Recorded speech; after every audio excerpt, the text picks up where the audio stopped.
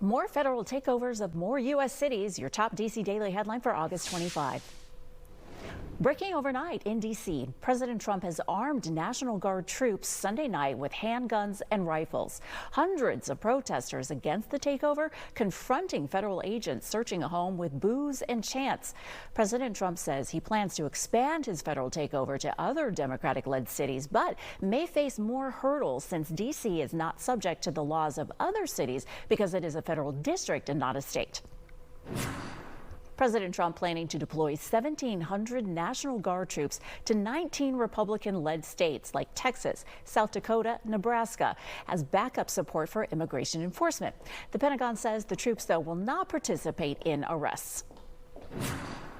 President Trump wants to block state senators from blocking judicial nominees. The blue slip rule is a longtime U.S. Senate tradition where senators are required to signal their support or opposition for a judicial nominee in their state with a blue slip.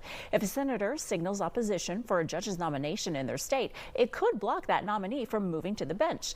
The president is looking to remove that potential obstacle for several of his nominees for the bench. President Trump is looking to expand his federal takeover of D.C. into more cities around the country. He's already touting success in the nation's capital, and Doug Luzader is there live this morning with what cities could be next. Doug. Good morning. The high crime cities that the president is focused on now are all led by Democratic mayors, and a number of those leaders are already fighting back.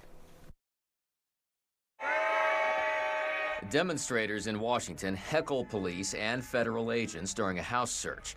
But despite the controversy, President Trump says his federal takeover here, that includes the deployment of National Guard troops, has been a big success, pointing to a significant drop in crime in recent weeks. And he says this model could soon be exported to other cities. Chicago's a mess. You have an incompetent mayor, grossly incompetent, and we'll straighten that one out probably next. The city of Chicago does not need a military occupation. Over the weekend, Chicago Mayor Brandon Johnson bristled at the suggestion, and despite his city's high crime rate, he says the numbers have been falling.